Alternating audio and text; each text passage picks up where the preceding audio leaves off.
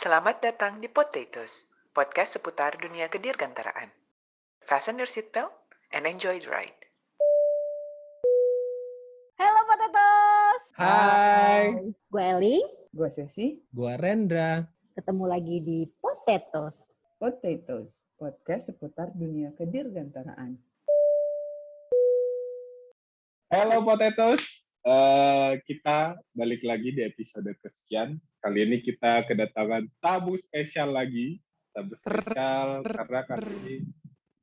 Jadi tamu spesial kita kali ini adalah sosok perempuan yang aktif di di bidang energi di Indonesia. Supaya lebih akrab lagi gitu, kita langsung aja kita persilahkan Kak Santi untuk memperkenalkan dirinya.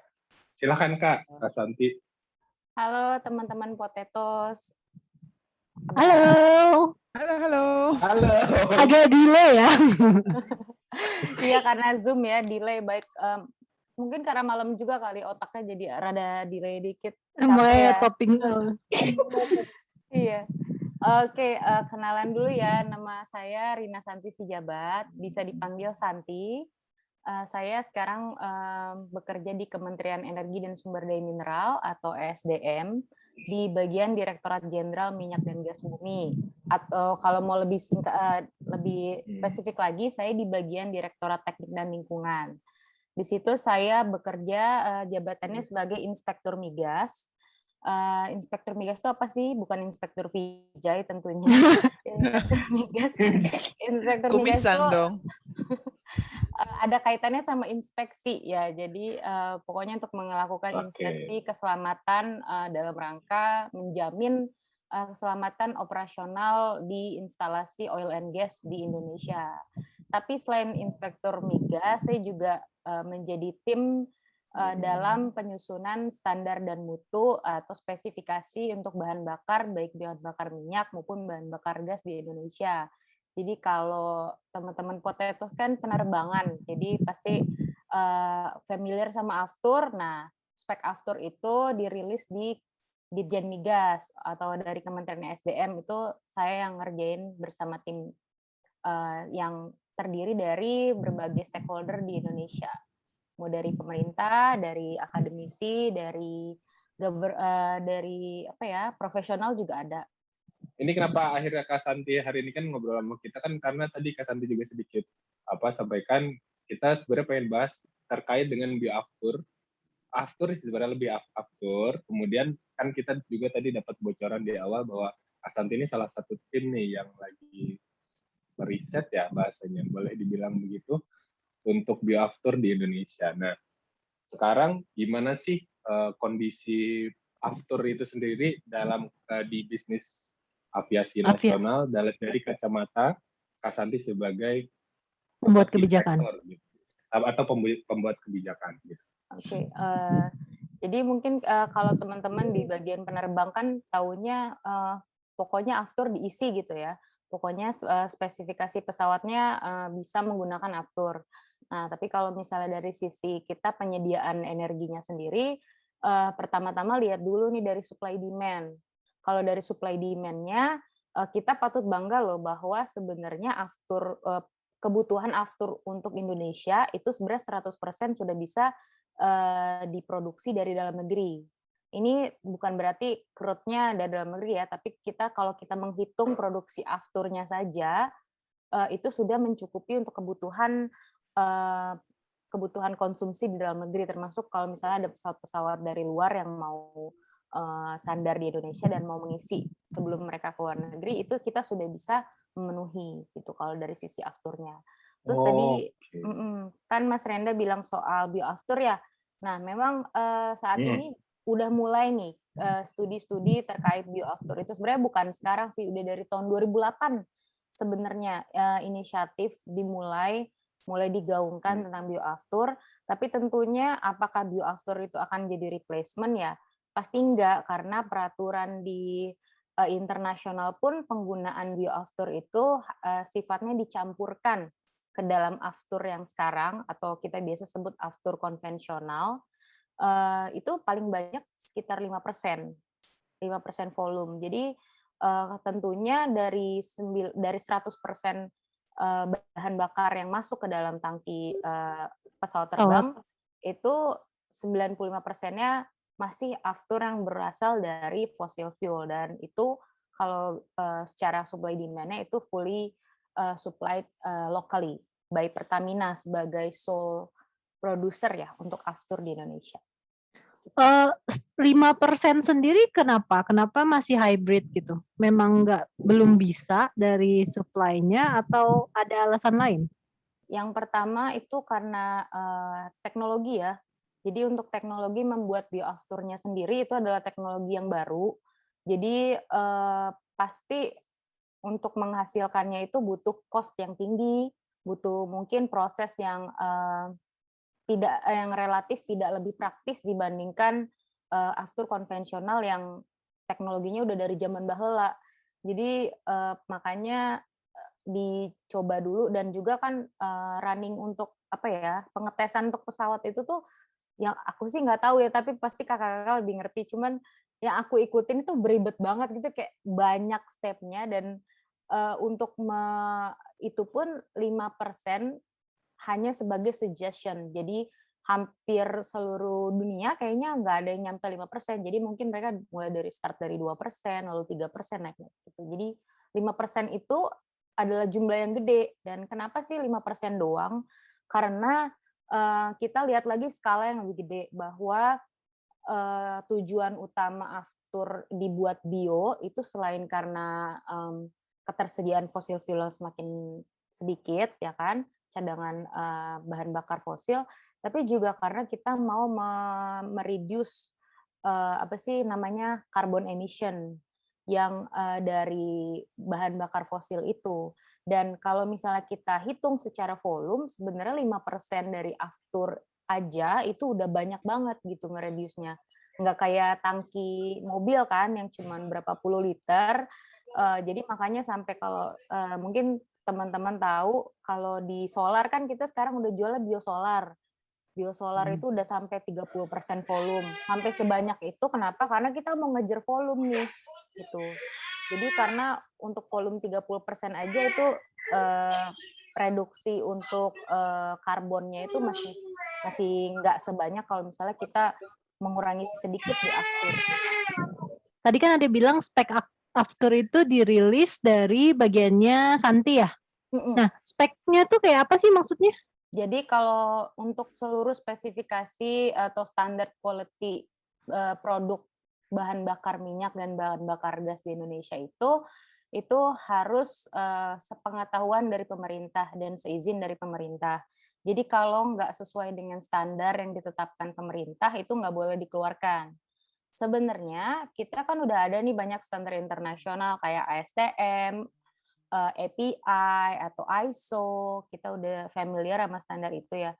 Cuman standar tersebut itu bukan standar yang mengikat. Jadi maksudnya kalau misalnya badan usaha yang jualan aftur terus tiba-tiba nggak komit sama persyaratan internasional, mereka dalam tanda kutip mereka bisa free aja gitu secara hukum.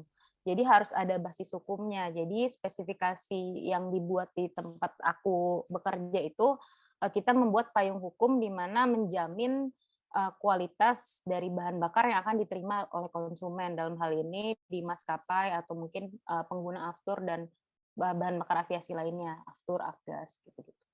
Oh, kualitasnya itu sendiri termasuk misalnya kemurniannya kayak gitu? Iya, semua yang disyaratin sama standar internasional basically untuk aftur itu kita fully adopt. Jadi sistemnya agak beda sama bahan bakar yang lain kayak bensin, solar.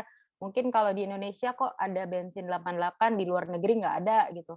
Tapi kalau aftur, karena kita menyadari bahwa bisnis aftur itu nggak bisa dalam satu negara doang. Jadi harus kadang-kadang kan kita ngisi di Indonesia, terus terbang ke Singapura atau terbang ke London.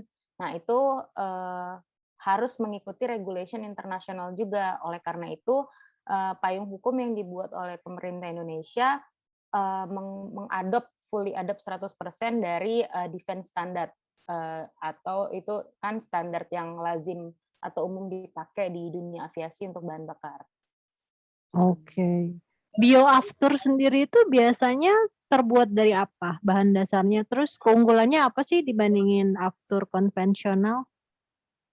Jadi kalau bioaftur seperti namanya ya, itu bio, berarti dia berasal dari yang terbarukan. Yang biasa dikenal di dunia itu ada sekitar 4 jenis bioaftur. Tapi aku nggak mau ngejelasin 4-4-nya karena itu teknikal banget ya. Itu dipisahkan berdasarkan proses pembuatannya dan bahan baku yang dipakai.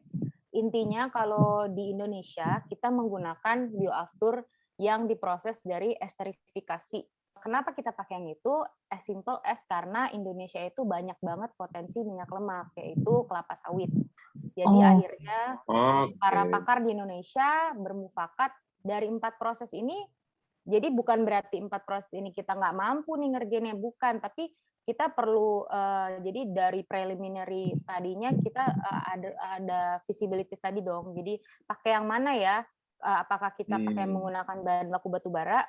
Jadi yang termungkin saat itu adalah 2, menggunakan bahan baku batu bara atau menggunakan bahan baku dari kelapa sawit.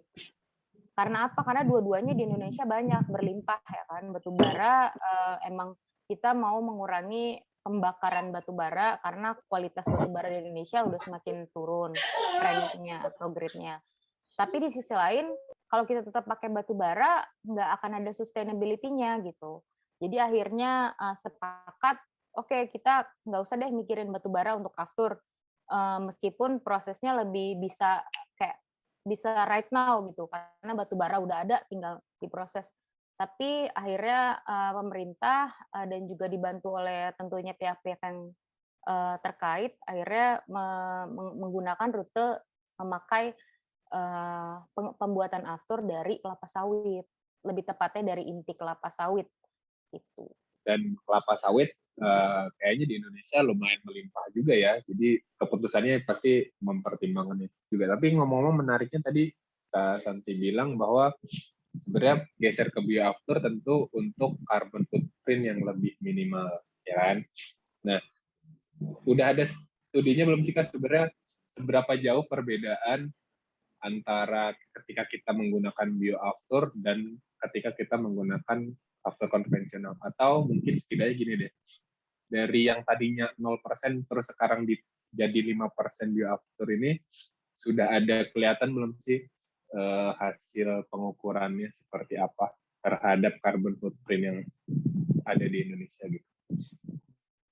Kalau misalnya hasil pengukurannya tentunya belum. Karena apa? Karena belum diimplementasikan ya kan bioafturnya. Sekarang itu masih dalam tahap uji. Dan apakah aftur ini bisa mengurangi carbon footprint maksudnya secara keseluruhan gitu?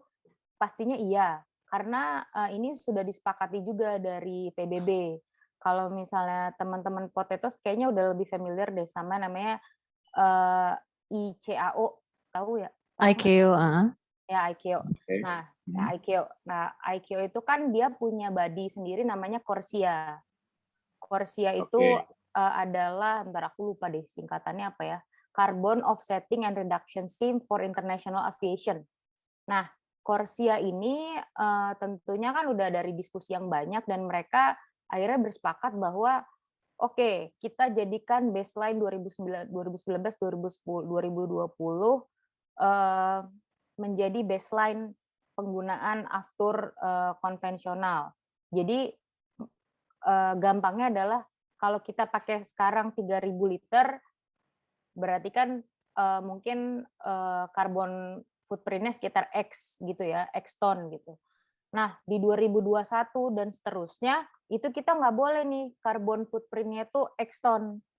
Dan caranya adalah, langkah yang ditempuh CORSIA adalah mereka, karena CORSIA ini sekali lagi bukan badan yang meregulat ya, jadi mereka merekomendasikan untuk penggunaan bahan bakar jet yang lebih sustainable. Dalam hal ini mereka nggak bilang bahwa harus pakai bioaftur, tapi mereka bilang harus yang sustainable. Makanya kalau dibilang apakah ini ke carbon footprint ngefek, ya pasti ngefek karena dari lembaga di internasional di PBB pun udah mengakui itu dan udah merekomendasikan itu. Tapi apakah dibilang carbon footprint-nya udah keukur belum sih? Belum, karena sampai 2023 itu sendiri baru fase pilot. Fase pilot yang ditetapkan sama Corsia. Jadi mereka bilang, yaudah nih siapapun yang mau nyoba, gue kasih waktu 2000 sampai 2023. Pilotnya gimana, nanti report ke Corsia.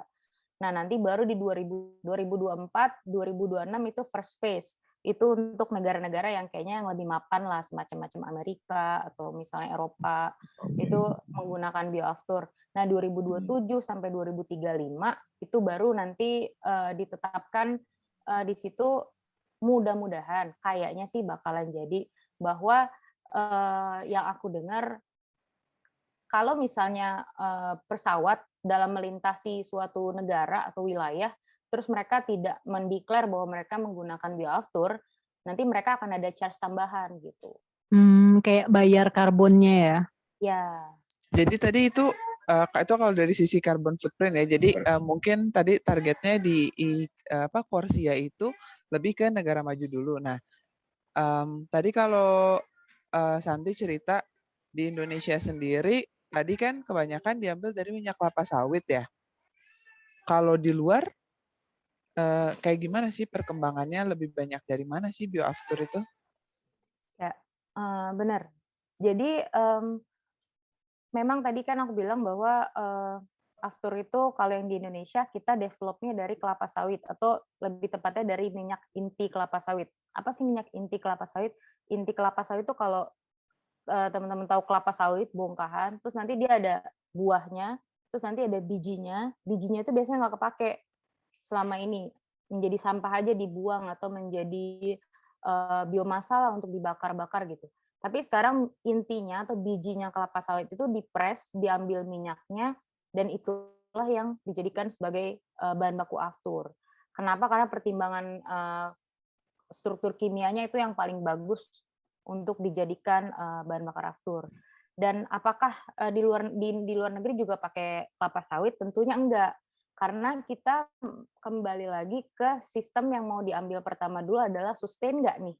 Kita jawab dulu, sustain nggak sih? Gitu. Kalau misalnya suatu negara, mereka tidak punya sumber kelapa sawit, dan mereka harus impor, berarti nggak sustain kan? Karena sustain itu lo harus berdaulat gitu. Jadi kayak kapanpun kamu mau bikin bisa, kapanpun kamu mau perbanyak bisa. Nah, jadi kayak di negara-negara lain, mereka itu mengembangkan bioaftur dari produk-produk yang mereka bisa kembang sendiri.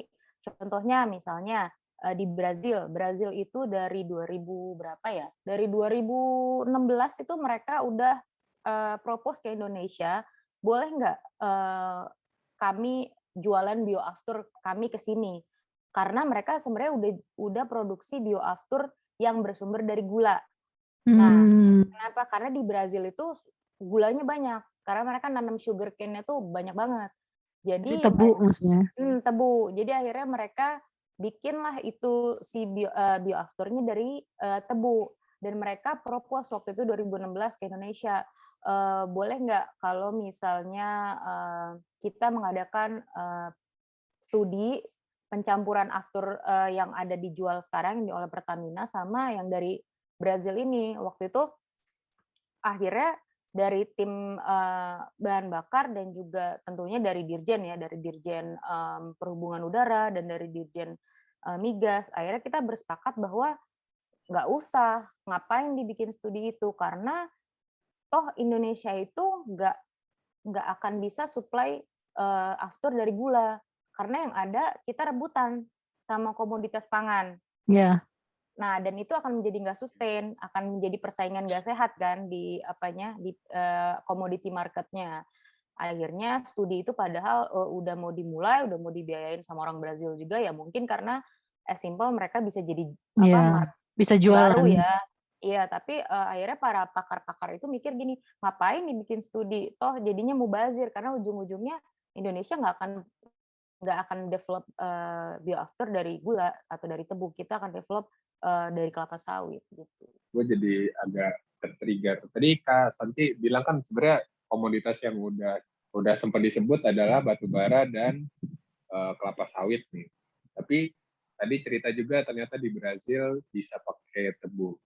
Nah, ada nggak sih komoditas lain selain itu yang memungkinkan untuk dibuat dan kemudian kalau ngomongin apa namanya tadi akhirnya memilih kelapa sawit, challenge yang ada sekarang tuh apa sih? Kenapa masih membutuhkan waktu sampai tahun berapa tadi 2026 yang tadi ya disebutkan? Pertanyaan yang pertama dulu ya, ada nggak sih bahan baku lain selain yang tadi aku sebutin? Ada. Jadi sebenarnya semua yang mengandung hidrokarbon atau CH gitu kalau kita dulu ngambil kimia organik ya, kimia dasar. Ada ngambil kimia dasar nggak sih? C kayaknya C deh. Saya ngambil. Oh iya. Nah, tuh.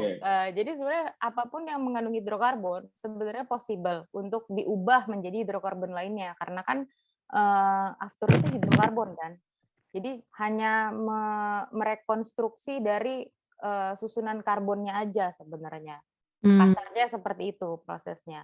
Jadi apapun sebenarnya bisa dan yang lazim dipakai selain yang tadi ya, selain minyak inti kelapa sawit, batu bara, terus dari tebu atau gula, bisa juga dari soybean, kedelai, atau dari rapeseed. Jadi kalau misalnya di Eropa kan mereka nggak pakai minyak sayur kan, mereka nggak pakai minyak kelapa sawit kan, jadi minyak gorengnya kan, mereka pakainya minyak sunflower ya, sunflower atau rapeseed.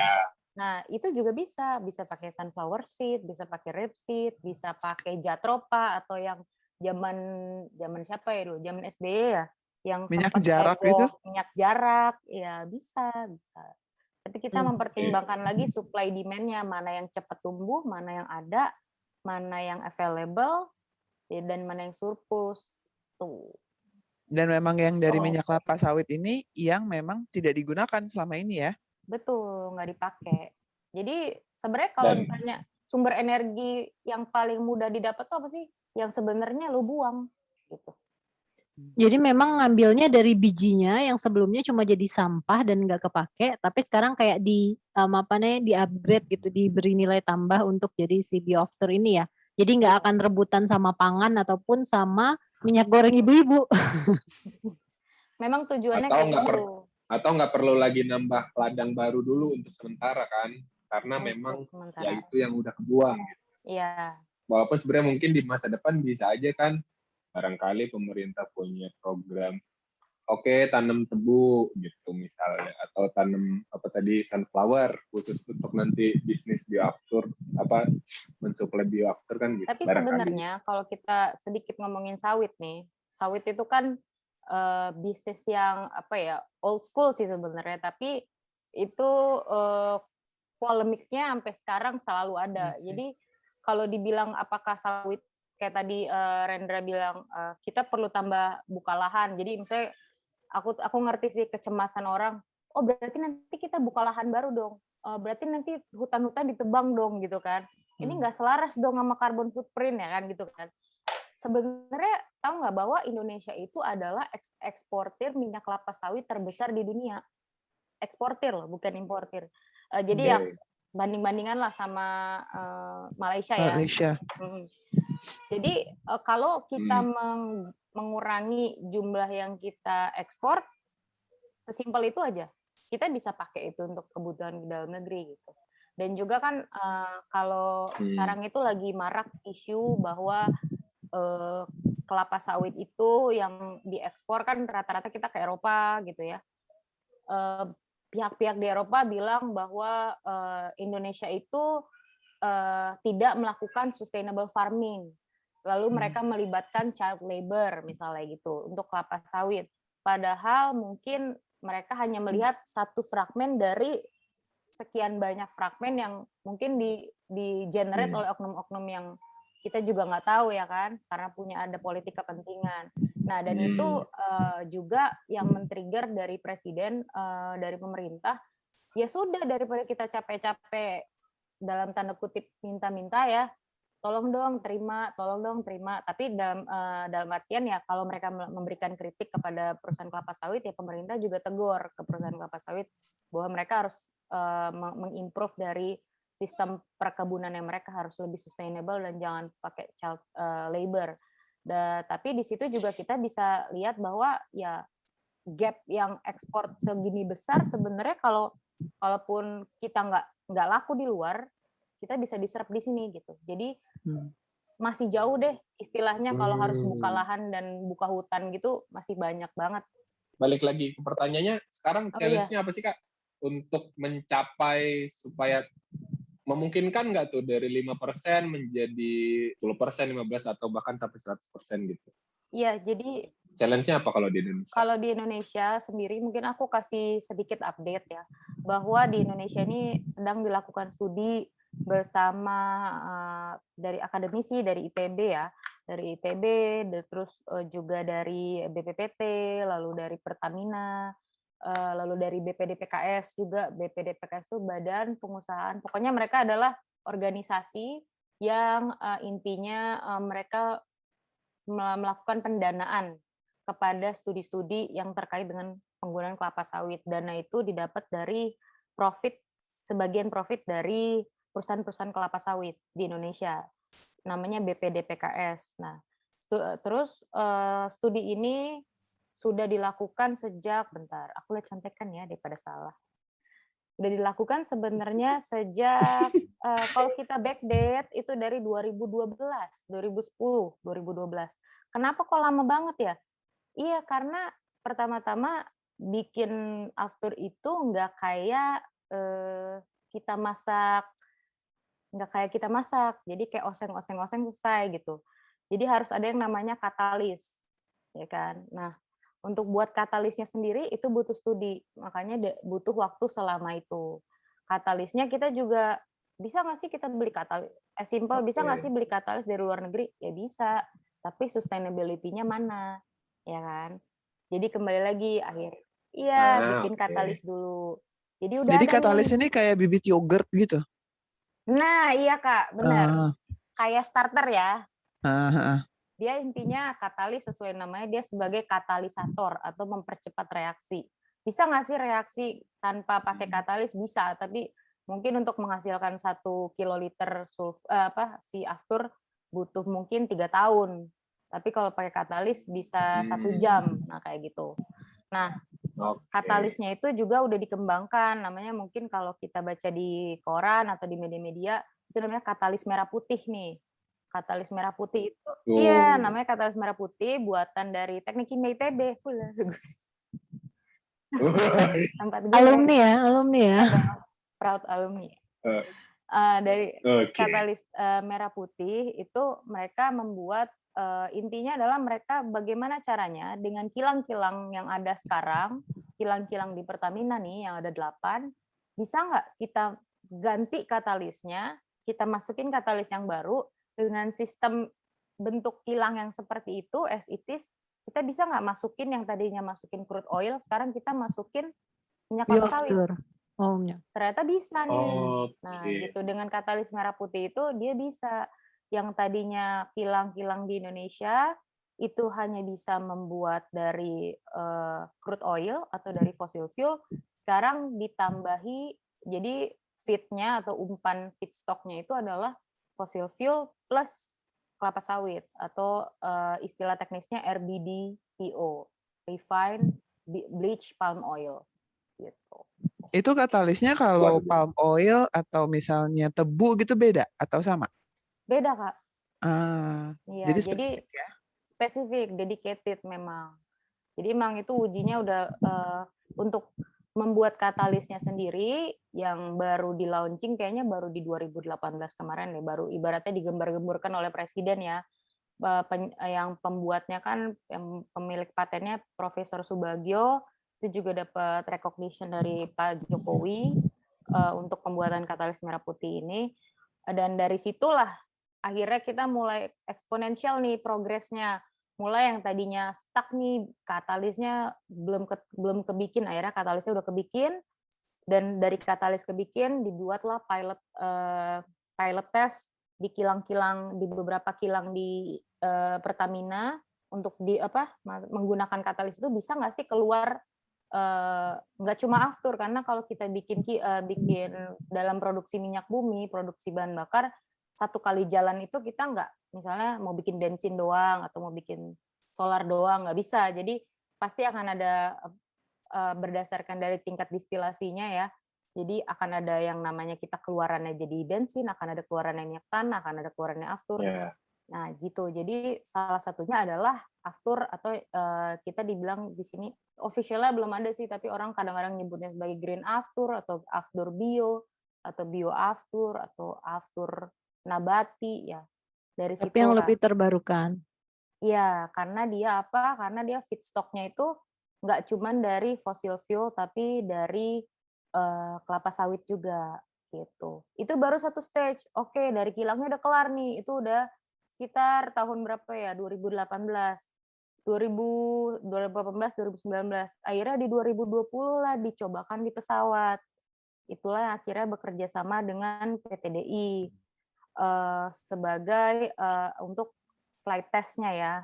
Sebelumnya juga udah dilakukan juga apa sih Kak istilahnya, pokoknya tes yang diem doang gitu. Ground test. Iya itu ya, ground run ya. Ground run itu di GMF. Kemarin aku terakhir ikutan untuk ground run di GMF. Itu karena kenapa lama ya? Karena persyaratan dari pengetesan sendiri menggunakan standar dari aviasi yang rigid banget kan, yang ketat banget dan nggak boleh di skip gitu, nggak boleh kayak tiba-tiba misalnya presiden bilang besok kelar, nggak bisa gitu, karena emang aturannya 1000 jam dihidupin, turbinnya ya 1000 jam ya kan, gitu. Jadi sudah selesai yang di ground test atau ground run yang di GMF. Kemarin itu baru flight test yang untuk pesawat non komersial, pesawat yang under jurisdiction of military yang dilakukan oleh PT.DI. Jadi kalau misalnya tes itu berhasil, bukan berarti jadi abis itu bisa dong dipakai di Lion Air, nggak bisa juga, karena kita harus ada mekanisme tes ke commercial flight gitu, karena jenis pesawatnya beda kan, dan aturannya lebih ketat lagi karena akan melibatkan nyawa orang lebih banyak begitu. Jadi masih panjang, tapi positive thinking lah.